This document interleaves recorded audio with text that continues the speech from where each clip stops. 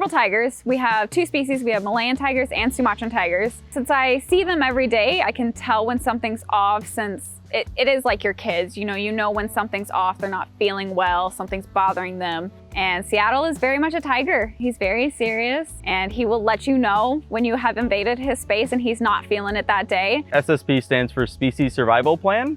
And basically these are groups of veterinarians, keepers, geneticists, biologists that are responsible for maintaining the best genetic diversity within cats in human care.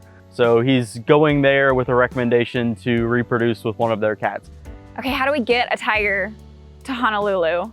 So prior to moving, we do what's called a pre-shipment exam, and that's to make sure the cat is healthy, free of any sort of infectious disease that would be a concern, otherwise safe, and can easily handle the transport and the situation to get there. We came in about 3:45 in the morning. Previously, the day before, did a run through with the loading of Seattle. So we kind of already had a plan and we knew what we were going to do. Once everyone was there, we just went ahead and ran through our plan and loaded him within a few minutes. He was a little upset when we first loaded him in because it's a new process, of course. Settled in really well though once we started driving. Seeing the plane, you realize just how large a cargo plane is. We took care of him. We left him in the van with air conditioning, waited till the opportune moment to load him on the aircraft. We waited till about the last 10 minutes of the load to get him on the pallet and tie him down. And once he was topside, the crew, the captain and first officer turned on the air conditioner for him so that he's comfortable. And we were able to sit in the cockpit with the pilots. Me and Casey knew it was a job, so once the pilot said so, we actually went, and the first thing we did was check on him because this is his first time on a plane.